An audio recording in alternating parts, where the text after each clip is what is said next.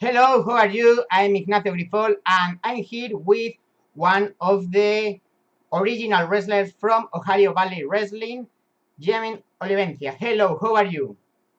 What's up, man? I'm doing good. How are you? I'm pretty fine. Thank you so much for being here. No problem. Thanks for having me. It's hey, another opportunity to just hang out with cool people and talk about an amazing thing, which is professional wrestling. Can't go wrong with that, right? That's Yes. one thing we all agree on, right? Wrestling's awesome. So, yeah. Yes, of course, of course. Also, I think that is one of the few interviews because has been really hard to find another interview about you. It's harder to find another interview other than me. Is that what you said? No, that is hard to find interviews about you. Oh, yeah, it's been a long time, man. I mean, I got out of the wrestling industry, let's see, in 2015. Hmm. So and then I started my business Hmm. as a personal development coach. Although I don't like to look at myself that way. I just really have a passion for helping people and understanding them better and helping them to understand themselves better. So it's just something I kind of fallen into. But I suppose I was always doing it while I was in the wrestling industry too, but had no idea that's who I was. Yes. Well, I'm gonna start the interview with the most basic question. That can you tell me your beginnings as a professional wrestler? When did you decide to become a pro wrestler? Oh yeah, awesome question. I always wanted to be a professional wrestler since probably the age of three or four. Whenever I had my eyes on it, in fact, I still have. I remember vividly when I first saw like wrestling on television, and I saw Macho Man Randy Savage coming off the top ropes and double axe hammering someone, and I just knew from that point forward that's what I was going to do. I had a vision of myself doing it, and I used to jump off my fire hydrant as a kid and practice my flying elbow drops. So I guess it was just something that was in me from the start. It was in my blood. I knew it was a path I needed to take. So Hmm. Well, yeah, here we are, right? It worked yes, out. It worked out. I got to live my dream a little bit. It's fun. yes, it's pretty awesome. Also, well, you started working on Ohio Valley Wrestling, and you were trained by a very old school wrestler, Rip Rogers. Can you tell me about your classes with him? Yeah, gosh, Rip Rogers is an amazing coach. He always preached doing the fundamentals, which was selling, kicking, punching. It seems like basic stuff. Hmm.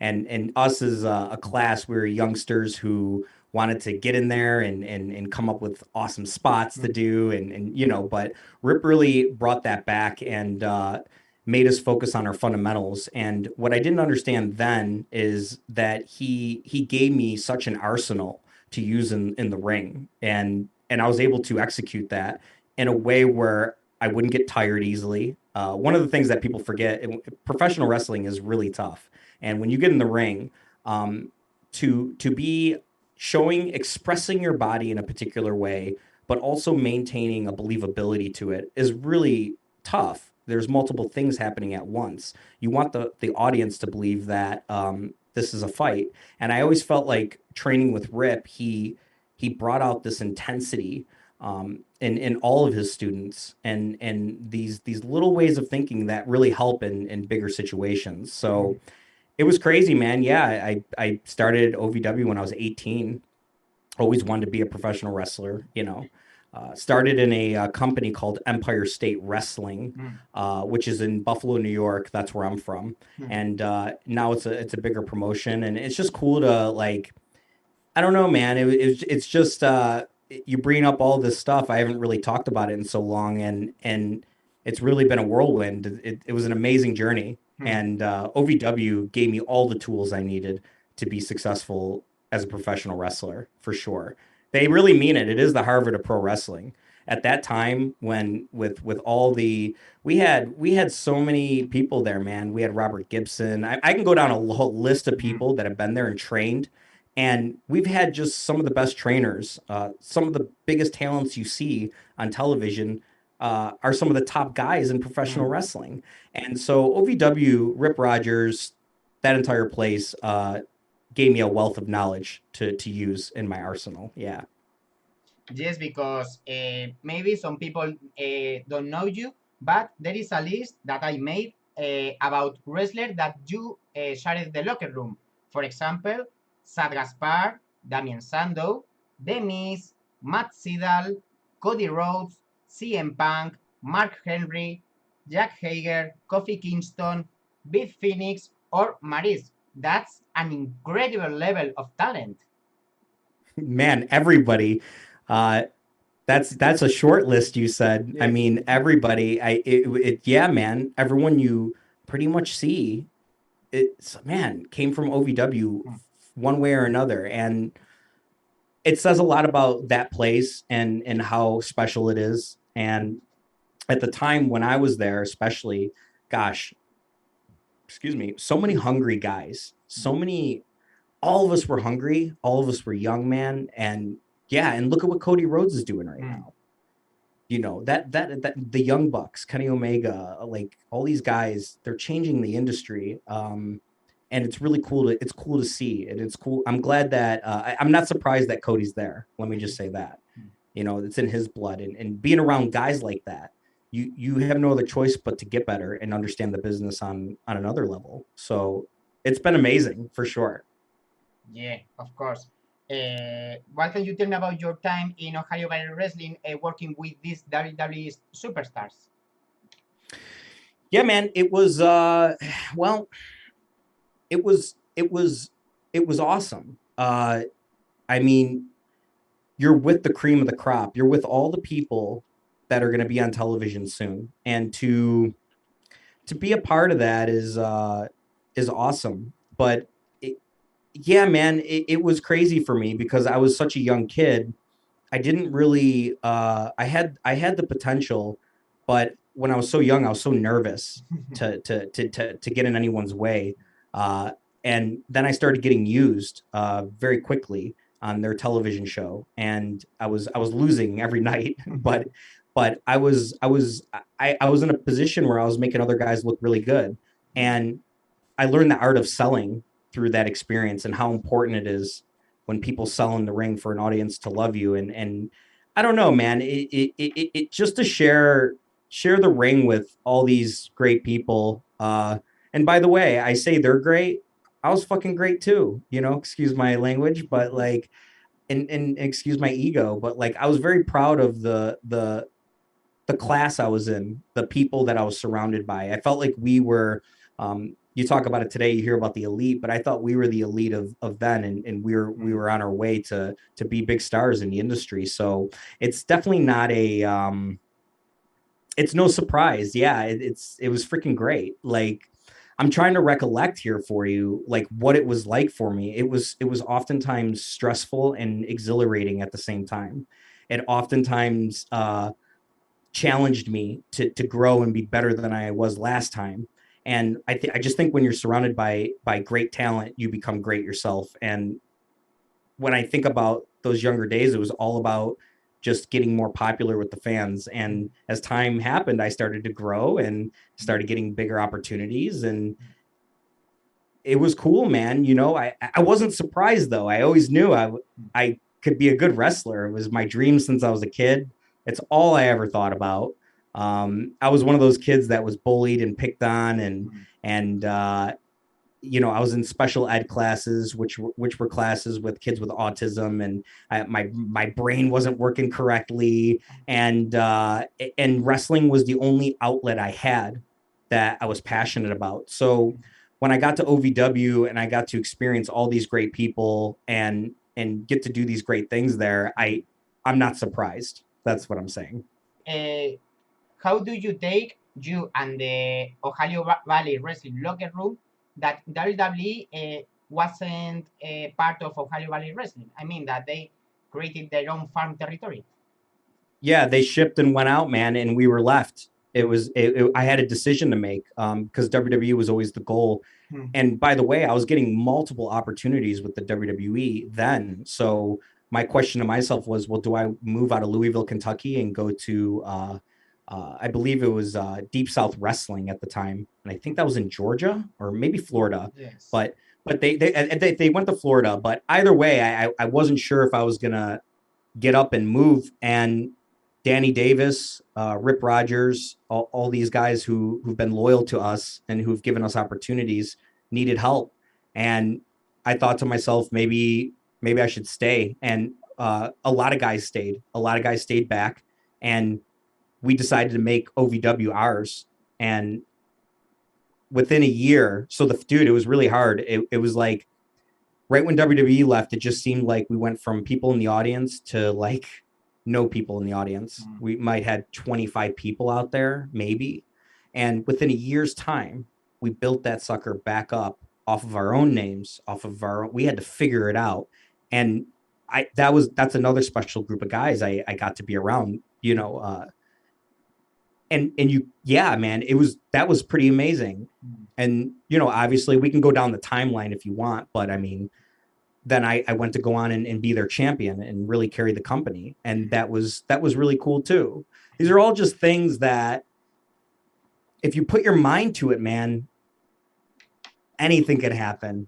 Yeah. And I'm going to go back to I want to congratulate Cody Rhodes, the Young Bucks, Kenny Omega. I'm sure I'm missing some people, but these guys have done amazing things. They've broke the mold, man. Now you see a lot of the talent from WWE and AEW, and I hear nothing but great things about it. So I just want to contribute all of that back to what OVW was to us. And yeah, we had something that was very small, and we made it very big in that state. Mm. And that was pretty special to be a part of that as well. Yeah. Well, you spend your time in Ohio Valley Wrestling, and you have like a feud or rivalry with Muhammad Ali Baiz, because you had the same amount of television championship reigns. You have five, then he got five, six, six, and now you are tied at eight. What can you tell me about this funny fact? That's I still am in touch with that man, and Ah, I will let him know that. That is a very interesting fact. I did not know that. I guess it just so happened to be that way.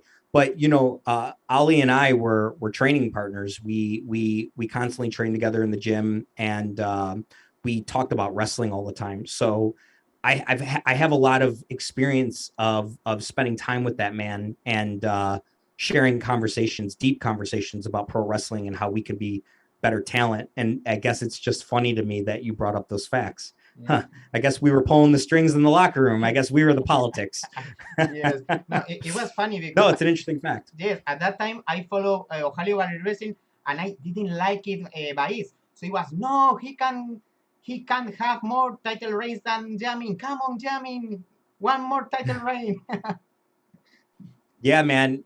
I wanted to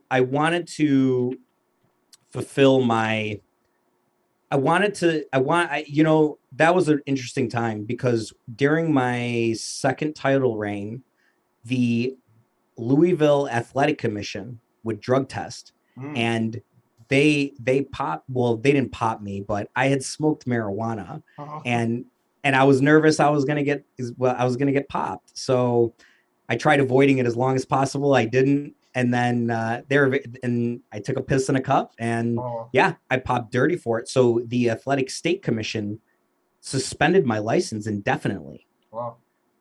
So my career suddenly at OVW at least came to a halt. Wow. And it wasn't the worst thing that happened to me, because I guess, for me, I knew that was a rule. I took the chance anyway. I knew they could at any time show up and test me, but they got me. Wow. And my goal was still the same always, which was getting to the WWE. Yeah. And so, but that if you want to know what stopped me from going further there, it was that. And then, gosh, 4 years later, 5 years later, they reinstate me. I was like, hey, so that's kind of how it played out. It was a bittersweet ending for me, as far as, or at least being with that company. But I enjoy the vulnerability of it. and it was a lot of good lessons learned out of it. So hey, what the heck, it Yes. happens. Also, Ohio Valley Wrestling had a partnership with TNA back in the day, and they sent talents like Rob Terry, Crimson. How do you feel when another company use Ohio Valley Wrestling as farm territory? Yeah, it was cool. And you know, a lot of those guys who came, like Rob Terry, Jesse Goddard, Sam Shaw, Yeah. a lot of guys. I mean, I can go down a list there too. But we were all still. It was interesting. It was they became more interested in like all of us there wanted to make OVW big, Mm. and they helped us grow it in a lot of ways. And I think they helped. You know, when we had such a small pool of talent, those guys helped, I think, even out the odds a bit. Mm. And I mean, had some great matches with those guys, and it was cool. It was cool to be a part of the territory. You know, there was always that part of me that was a little nervous because I WWE was still the goal, and at the time I was getting a few opportunities from TNA, but I didn't want to take those because I still felt in my heart that I was always a WWE guy. Mm. So yeah, it was awesome. It was great. I mean, man, like I said, we went from we ran weekly TVs and we went from like basically no one in the audience to sell out every single night. And then we had one big show once a month, which was called our Saturday night specials. Mm. And we sold out of those. And it was just cool to be part of a community that believed in what we were doing, and all of us were so competitive there, and not competitive from a jealousy standpoint, competitive from like if I saw someone go out there and throw on a great match, I wanted to do better, Mm. and then someone else would see me do it and they wanted to do better, and Mm. it was always this constant competition, and I think that's what helped us thrive there in those days. Yeah, Right. some of the best times of my life. Also, you faced one of the British legends, Doug Williams, to win your first heavyweight championship. And well, you completed also the Triple Crown. What can you tell me about this match? How do you feel to face Doug Williams and win your very first heavyweight title? Yeah, you know, I don't remember what exactly was the circumstances, but I remember working with Doug, and he is one of the toughest people I've ever been in the ring with. He was awesome. He was also in a lot of ways a mentor. You know, I learned a lot from him. I learned how to sharpen my game from him. He just had he had a such a prestige confidence about him that I learned a lot from, and just wrestling around Kentucky with that man. He was awesome, dude. But winning it was it's funny. I didn't know I was winning the championship uh, when I was going to win. I thought I was going to wrestle him, and Doug beats me, and they show me there I'm going to win. And I don't think that day I really brought it though. Brought because I didn't know, and it was all kind of a shock to me. But then after they threw the championship on me, I took a real. I told myself, you know, hey, look, you're the top guy. This is what you always want to do. This is what you always want to be. What would you do if you're the top guy? And for me, it was always about the fans. It was always about um, being there for people, being there for charities, and not because that's what I should do. It's because I really wanted to do it. I wanted to use my power in a positive way. And yeah, so becoming champion was probably one of the most important things to me because I wanted to be a good example for people who maybe were struggling out there. And I felt like I was fighting for those people.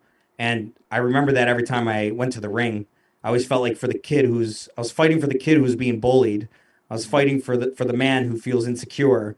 I was just fighting. And a lot of that personal energy went into my work. And yeah, so winning the championship was important to me. I wish that match with Doug was a little bit better from my standpoint, but I from there on out, we were knocking it out of the park, man.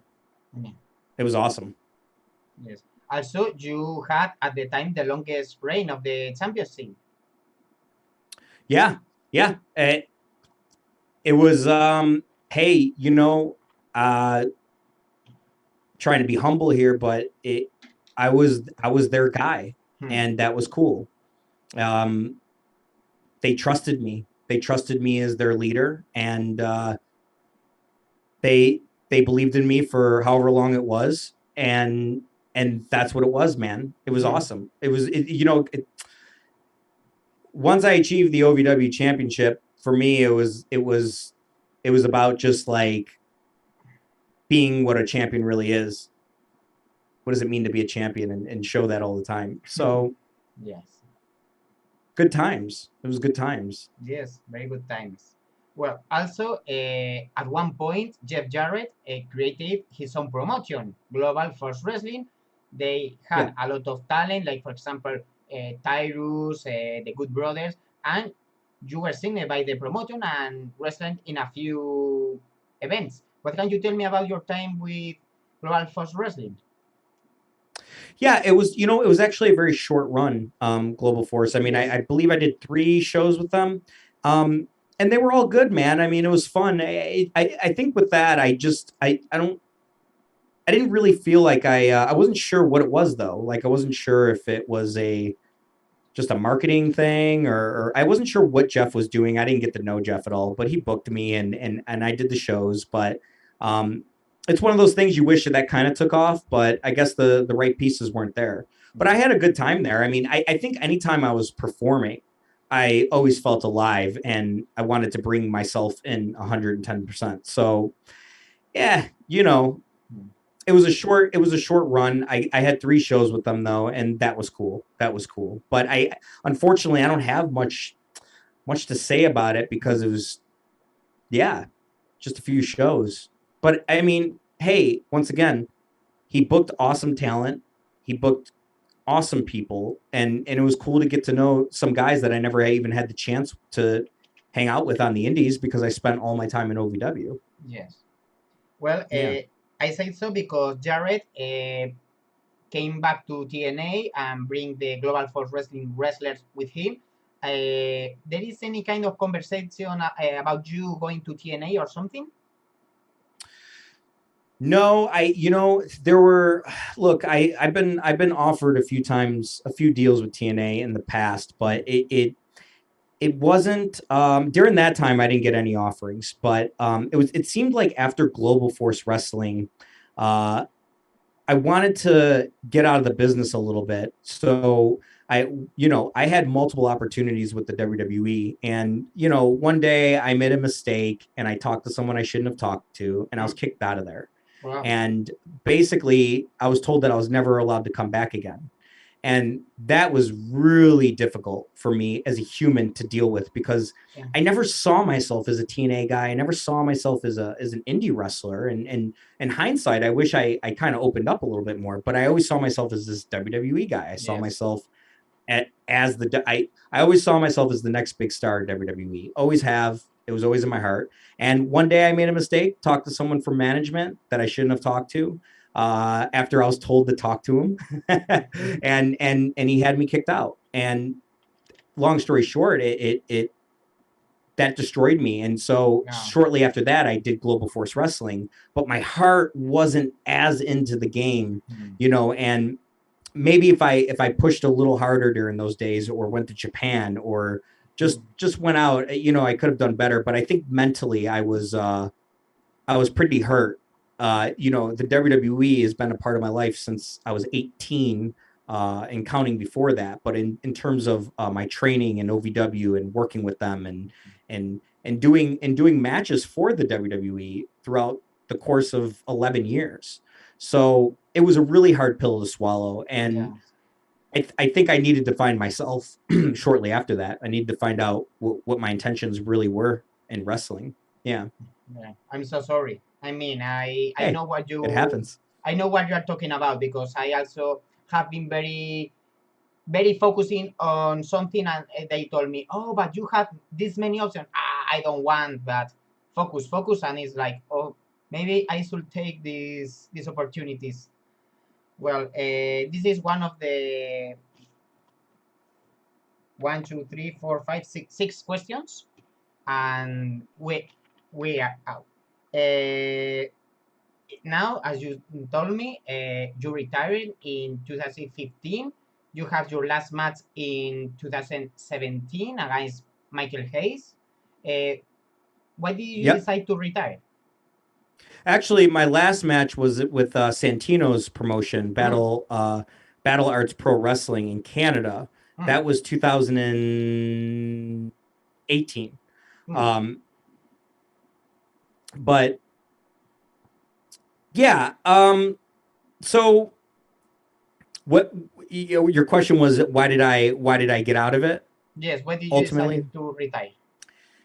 Yeah, man. So after my thing with WWE happened, I was pretty hurt for a long time, and I said, well, I've always kind of wanted to be an entrepreneur. Even if I got into wrestling, I wanted to build businesses. And one of the things that's really important to me is helping people who are struggling mentally.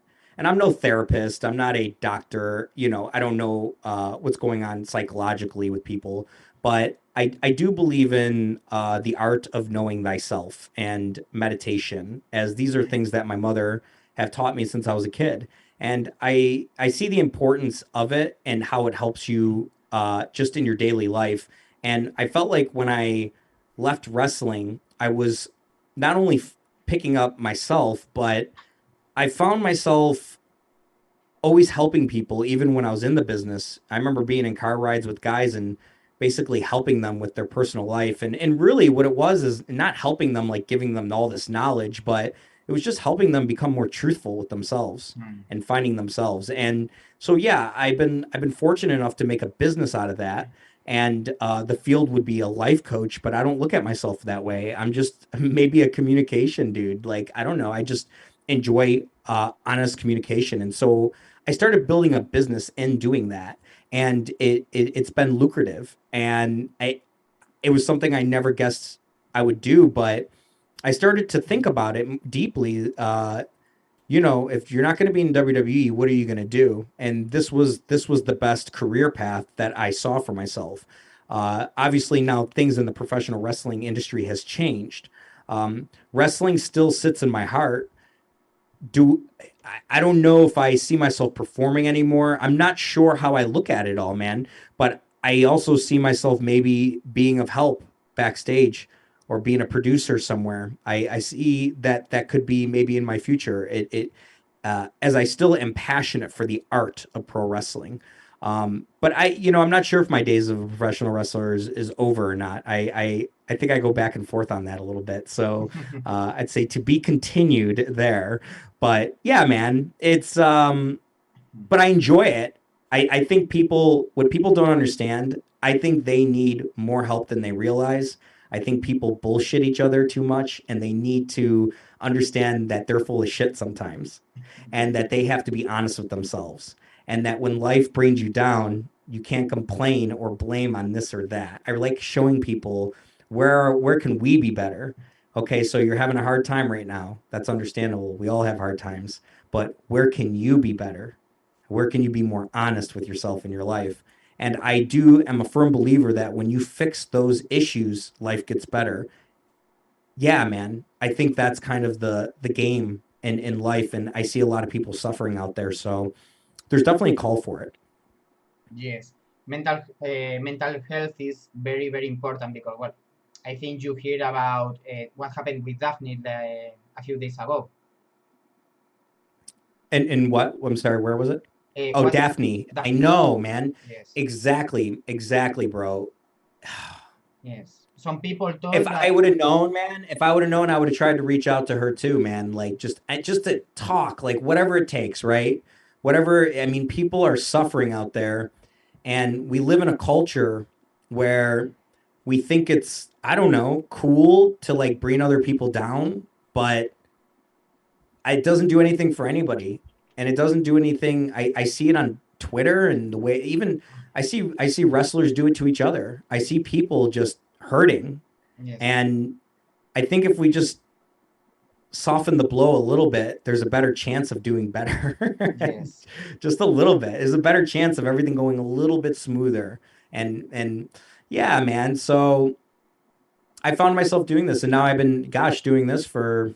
7 years now. 7 years. Well, Look at that. And and now I'm fantasizing about wrestling a little bit again. I'm seeing all these old friends that came up, and I always say to myself a little bit, what if? But I have to be sure of that. I have to want to put in that work again, because what I do here is a lot of work too, helping and just dealing with people, working with people, holding people's secrets. It's a lot yes. it's a lot on your shoulders too. But I really enjoy it, man. I think the world can use more people out there showing empathy. Yes, it's true because right now Twitter and social media is full of toxicity. Uh, Sure. you told me that well you still watching wrestling. What do you think about wrestling today? Because the style has changed a lot in the last 15 years. Yeah, man. It's so I was taught I was brought up to be an old school wrestler a little bit. But if you look at dude, I don't know what I think about it. I think it's definitely changed. There's a different pacing to it. I don't know if it's better or worse though. I think that's up for debate. I hear a lot of people say it's worse, but I don't know. I think it's just a matter of having the right people in the right places. That Hmm. I think there's a spot for everything. Wrestling has a unique way of evolving. But I do want to give a shout out to Serena Deeb, man. Like, okay, so she's someone I trained with in Ohio Valley Wrestling, and she's a phenomenal talent. If you Yes. go back and watch her matches in AEW right now, they're the most different matches out of everyone. So I just think there's a spot for everything in the industry. I think there's a spot everywhere, but I don't know what I think of it. I think I'm happy to see uh CM Punk, Hmm. uh Brian Danielson back, Adam Cole. Like, I like seeing some of these guys because they're excellent talents, and I think they'll help balance other things out that are maybe out of balance. I think this is an interesting time. So it's remaining to be seen if this wrestling is better. What do you think of it? Do you think it's do you enjoy it more today? What are your thoughts on it? I can't watch WWE. I think it's the worst. Well, yes. I mean, I don't watch WWE, but yes, for me, I started watching wrestling in 2007. So, well, I have seen the transition to the X Division, fast paced, high spot, and I was a very, very fan. But suddenly I changed my mind because I prefer more old school selling and no lack of selling, because you can see a Canadian destroyer from the top rope and kick out at two. And it's like, oh, come on.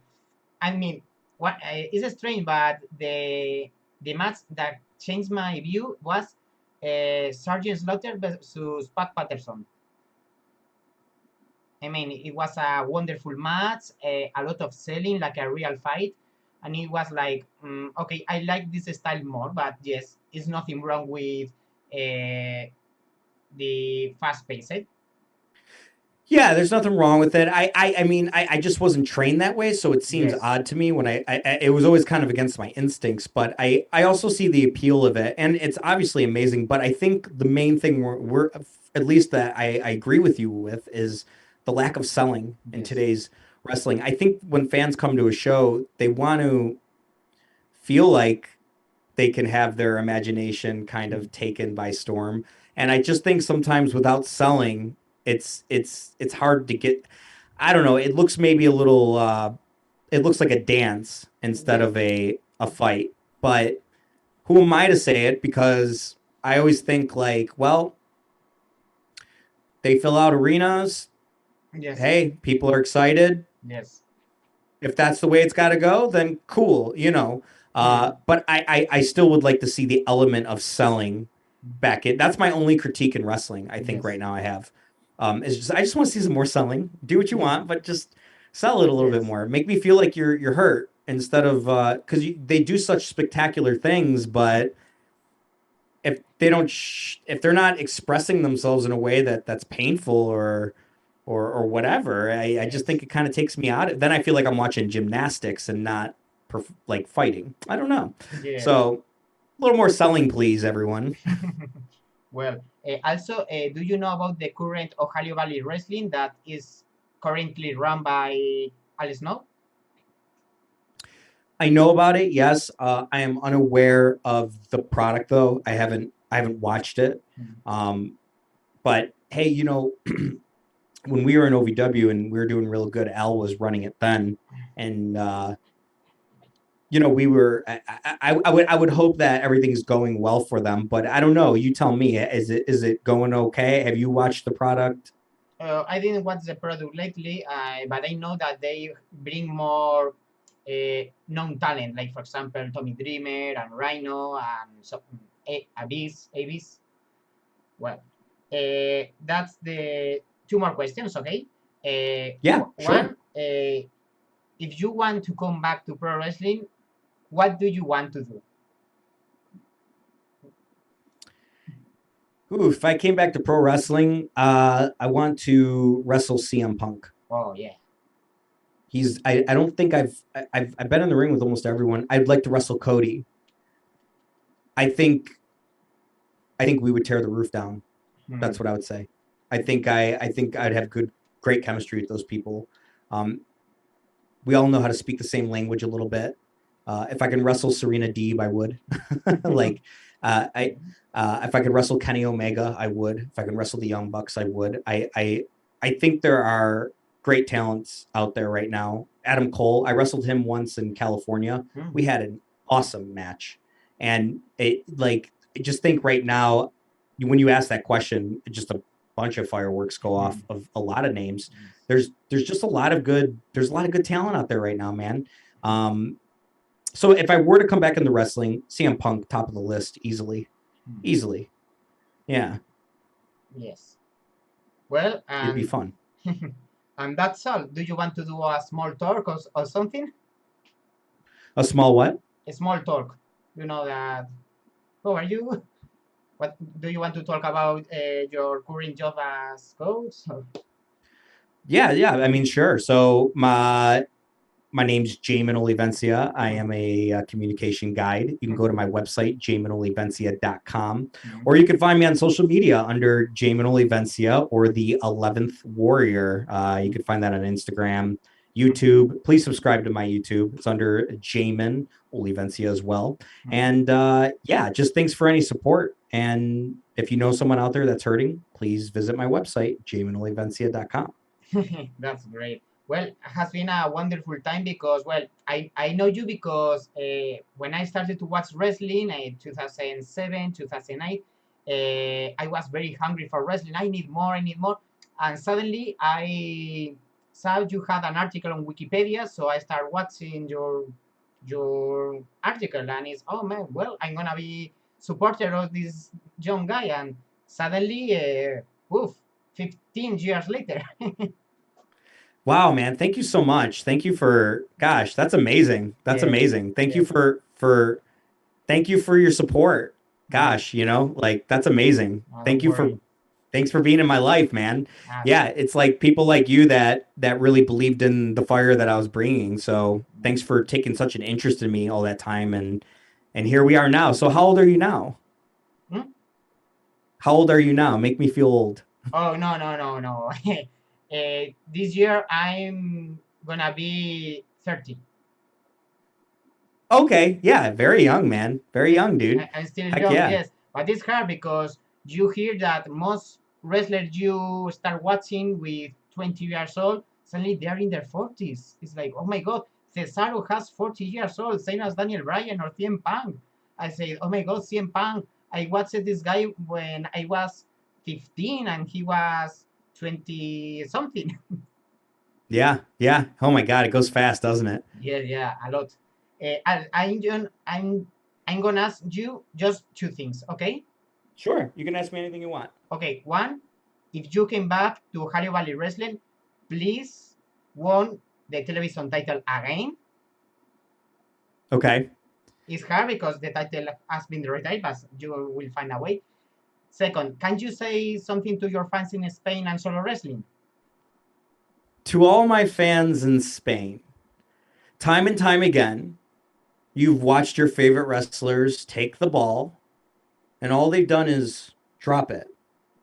Well, I'm here to tell you that Jamin Olivencia is not that guy. That Jamin Olivencia is the guy who made the ball, took it to 2 Super Bowls and signed it and put it on the shelf just for kicks. That me, Jamin Olivencia, is a man of emotion, a man of intensity, a man of passion, a man of I can't believe she broke up drama. So here we are on this interview. But Spain, I didn't come here for me today. I came here for you. Because Jamin Olivencia is a true fan of the fan. Jamin Olivencia is longevity. And me, Jamin Olivencia, is the surest thing you've ever seen in your life. Amen.